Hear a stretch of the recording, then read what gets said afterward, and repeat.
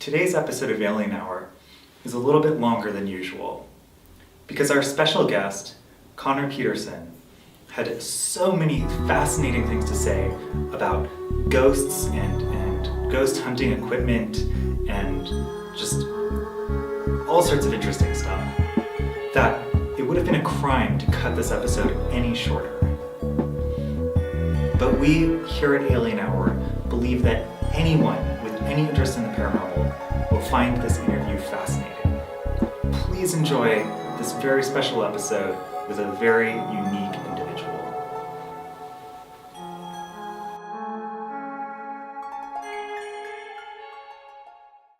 Welcome to Alien Hour.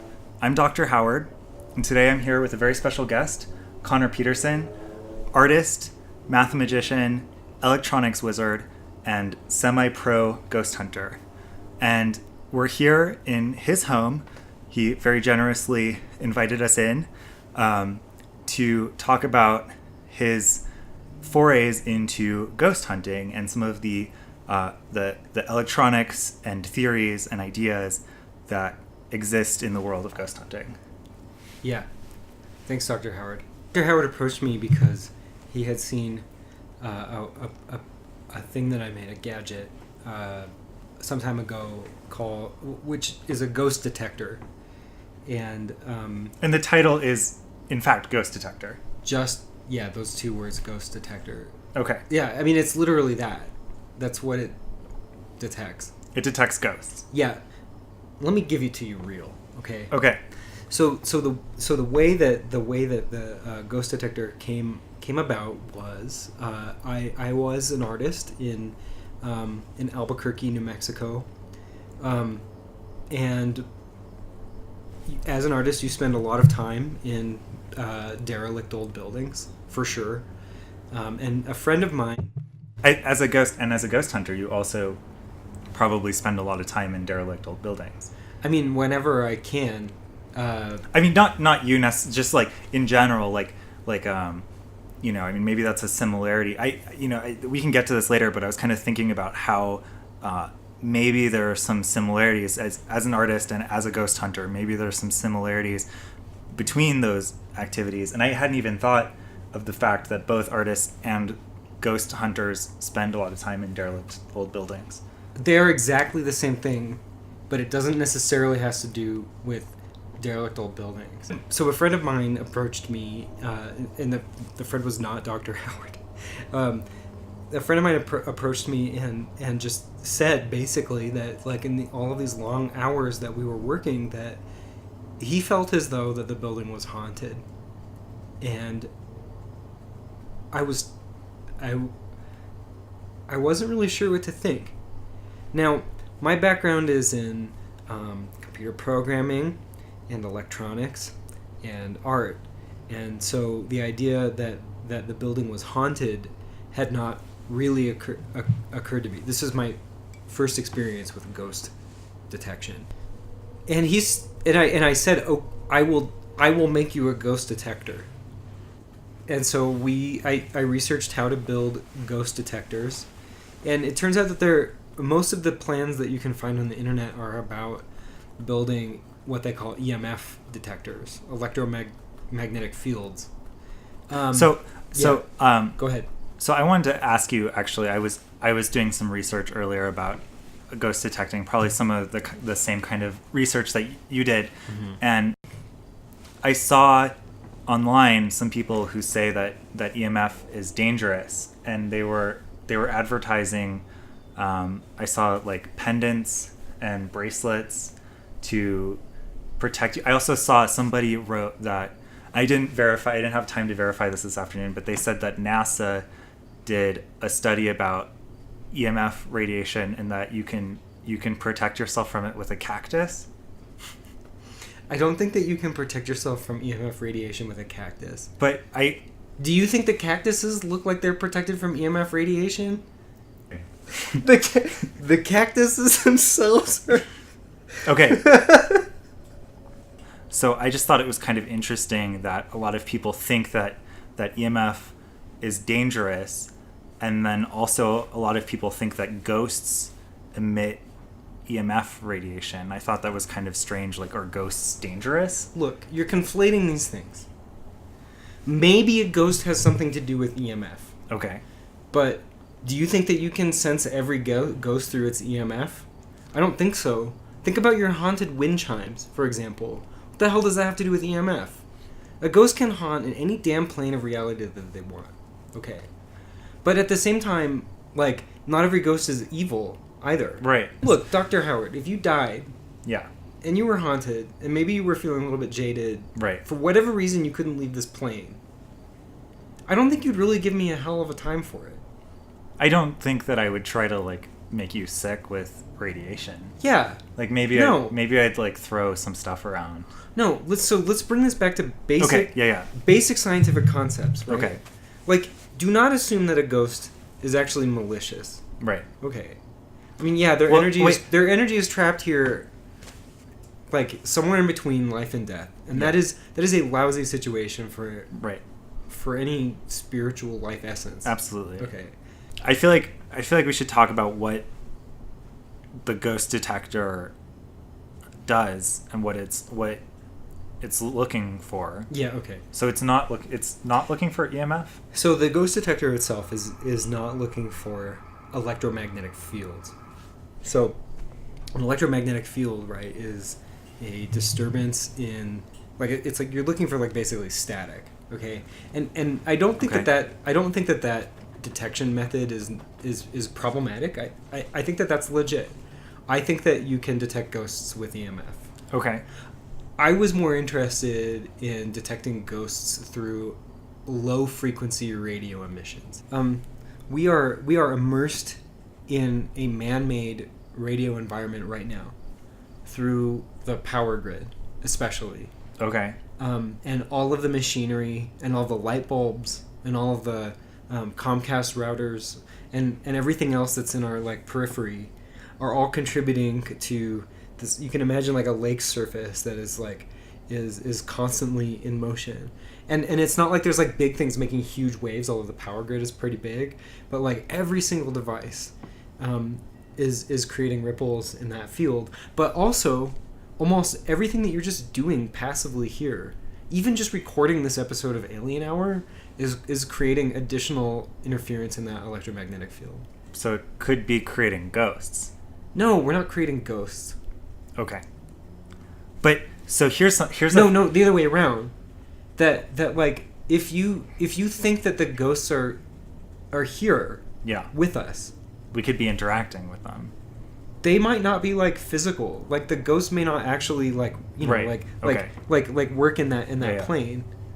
But what's to say that a ghost isn't actually going to produce disturbances in the electromagnetic plane? Okay. And so there you are. Like, a really common piece of ghost hunting equipment is the electromagnetic field detector. Yeah. And that's just looking at static changes. Right. But when I set out to make a ghost detector, what I was interested in doing is looking at changes that are happening relatively quickly. Basically, the vibrations. Rather than just sensing the ghost directly, why not sense the ripples that and the disturbances that the ghost is making? Okay. Like, with that approach, even things like, you know, the power grid, which is a super loud radio emitter. If you're just looking for minor disturbances in that is a really different thing. It opens up a whole new, like, spectrum, of ghost detection. Sure. Yeah. Cool. Okay. So I have a question, because you were saying that, like, just interacting with stuff in a room can cause these radio waves to happen. Yeah. Like, could they interfere with a Wi-Fi router? And, like, maybe if you're just, like, using your computer during the day and the Wi-Fi, like, kind of flickers, like, gets weird, and, like, a website won't load for a second and then it does, could that be ghost interference? It is impossible to rule that out. All right. So that actually brings me to something that I wanted to talk about earlier.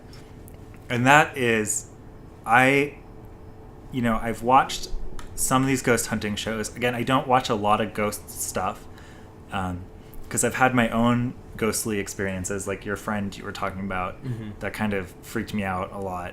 And so I don't, ghosts are kind of hard for me. But I've watched a little bit of like the ghost hunter shows. I don't know what they're called. Maybe they're called that. And what struck me is that, and I actually went on a ghost hunt last year, an all-night ghost hunt, and to try to kind of, see if ghosts were something I could get into and stop being scared of.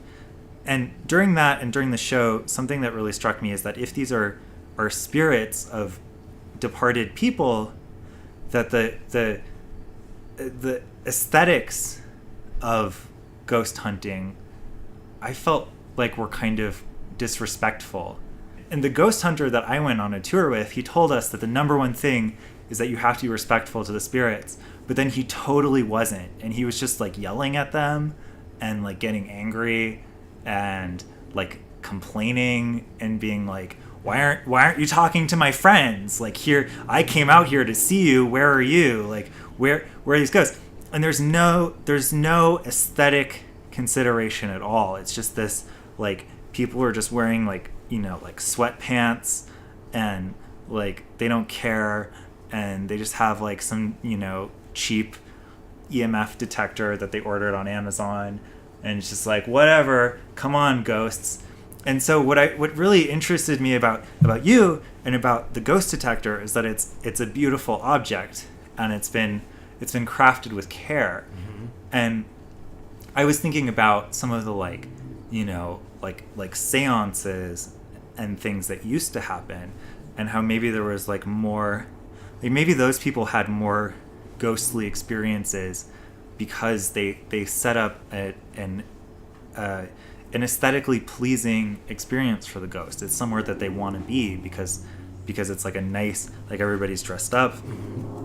There's like a nice table with a candelabra, and everybody is inviting the ghost in very, very kindly and respectfully. And maybe so I was wondering about some of the aesthetic choices that you made as an artist, mm-hmm. making a ghost hunting device, because it doesn't look like a normal off-the-shelf ghost hunting tool, which just looks like, random junk. What we're talking about is kind of how effed up it is that ghost hunters, professional ghost hunters, walk in with a cheap EMF detector that they bought off of Amazon, and then they go to a space that they think is haunted. All spaces are haunted. And they demand... And then they start yelling at the ghosts, like they're children or animals or right. like some inferior like thing that like now it's their time to appear. Right. So Ghost Detector runs continuously, so you don't have to ask a ghost to appear. You can just allow it to pass through when it might pass through. That's right. And I will admit that when I first powered Ghost Detector on, I was a little bit of a skeptic. But I was interested in exploring that unknown domain. I had never built a ghost detector before, and like, really, who am I to say that the things that it's sensing are ghosts? Right. It could be sensing other things. But it did kind of make me. I mean, it tells you when you're being haunted, like if there's a ghost that's there. But if it's acting up a lot. So you mentioned earlier that you had a friend in this derelict building that you were working in. Yeah. Who believed that there might be a ghost in that building. Yeah. Was there? Yes. There was. Yeah, totally. I mean, I fired it up, and it's hard to know how like where to set the threshold on like what is a ghost and like what is not, right? Because there really are all kinds of electromagnetic emissions all day long. Okay. I kind of tuned my ghost, like I figured that probably like for example, right now, do you feel like you're being haunted? I don't know. No. So you back the threshold down so that like during like ordinary moments where you're pretty sure that everything is like ordinary, like not a ghost, okay? Yeah. But then you leave it sensitive enough so that like if something is a little bit out of the ordinary, that it alerts you. Okay. So I did this, mm-hmm. and then I let it run. Okay. And at first I let it run for just 24 hours. Because I figured like a day's worth of data out of a ghost detector is quite a bit. Did you have something keeping track of when it was activated? I You were in the space. Yeah, for a lot of hours. Okay. That day. And just to clarify, because I don't think we went over this. It has LEDs. It flashes at you. Yeah. It flashes it says like, "Hi, hello." When there's a presence. Yeah, it definitely tries to get your attention. Okay. So I realized though that you cannot just run a ghost detector for one day, and this is the problem that like ghost hunters make all the time. They they schedule a time that they're gonna go into some derelict building and like find the ghost, but like, yeah, so you're gonna find like some malevolent spirit that's in the space, but you would have to run this thing continuously for months to detect the ghost of Christmas Past. Sure. Right. Well, yeah. Okay, I'm not literally saying that there's a ghost of Christmas Past. No, of course, but like, yeah, ghosts totally show up on like on a temporal basis. Well, there's that great X-Files episode about the ghosts that only show up on Christmas. That's what I'm saying. Yeah. What season was that? 6, I think. Oh, yeah. That's the one where Mulder and Scully get captured by the ghost. Yeah. Yeah, okay. On Christmas. Okay. So that's an exaggeration of what ghosts are. Sure, of course. I think. Okay. Like I've never have you been captured by a ghost? Anyway, you can't just run a ghost detector for 24 hours and think that you have right. You could have to really profile the ghost of your spaces. You could need to run it for at least a year to. Yeah, or like, can you imagine a ghost that shows up only on like every 100 years? Sure. Right. Okay. So actually, this is the thing that I kind of want to caution anybody who's thinking about getting into ghost detection is like, yeah, once you start getting this equipment to help you more sensitively make sense of your environment, it actually opens up a whole world of anxieties, you know, because you can never you're going into the unknown with your device, right, and you will never be able to fully map it out. This is what I'm saying. It is wrong to just simply try to use an EMF detector to detect ghosts. Okay. Like, you are missing a huge portion of the electromagnetic spectrum. Right, and who knows what portion the ghosts exist on. To really characterize the spiritual environment requires more time and energy and equipment than you can really deal with. Well, I think there's two.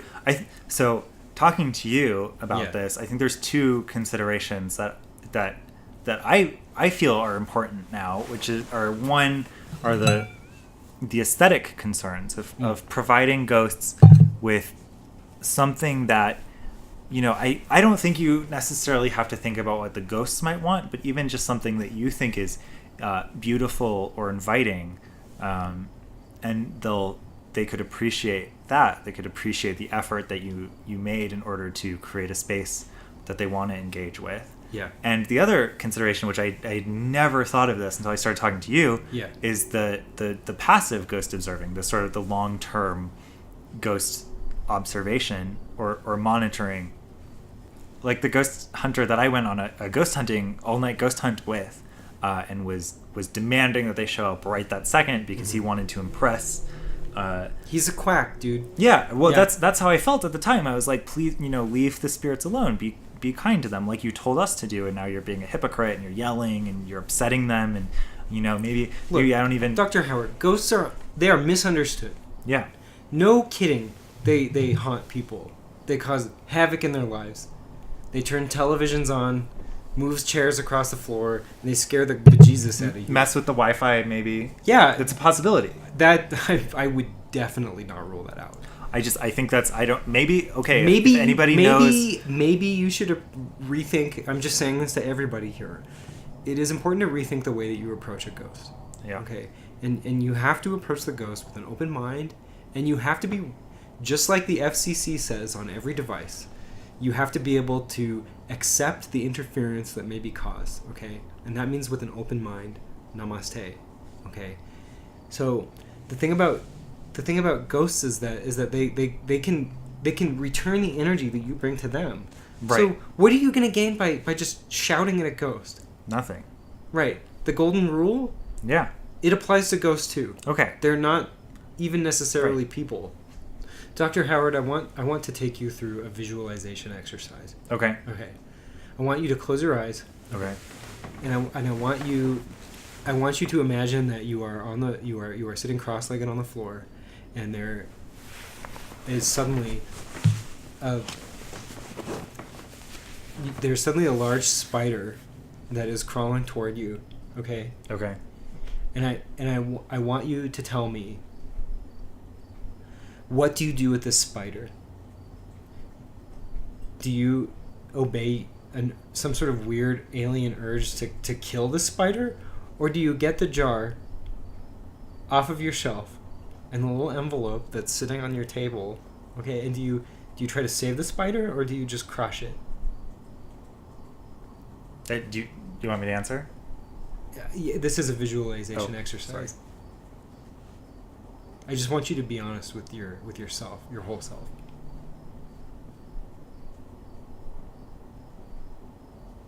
I mean, I definitely throw it outside. You just throw it out, or do you carefully put it in the jar? Oh, sure. No. I mean, I catch it in the jar. Yeah. And you're not going to murder the spider. With you slide the paper under. And so by analogy, I worry about the legs. You don't want to get the legs caught between the paper and the glass, because you could cut off one of its legs. You would offer this much care when dealing with a spider. Right. And some people would just walk into a space and take the deceased energy of people who were important or conflicted. And demand that it does something. And just shout at them. Yeah. Right? It's crazy. That's what I'm saying. Yeah. I rest my case.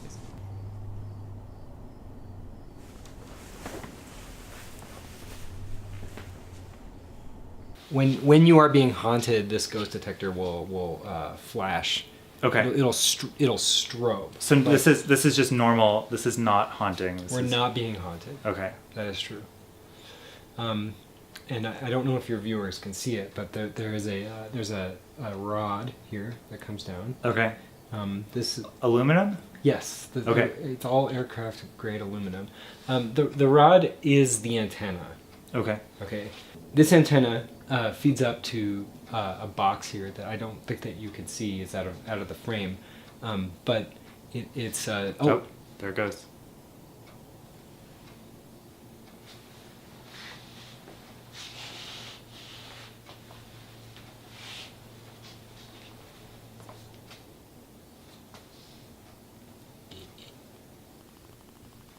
But I run it constantly because I do care about the ghosts in my neighborhood, so to speak.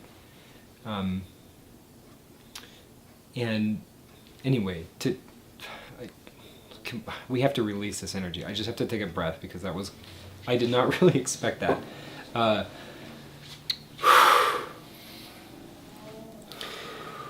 So the way that it works is there's a series of amplifiers basically that takes the electromagnetic waves off of this antenna and amplifies them hugely. Okay. And then there's another circuit that basically does the anomaly detection.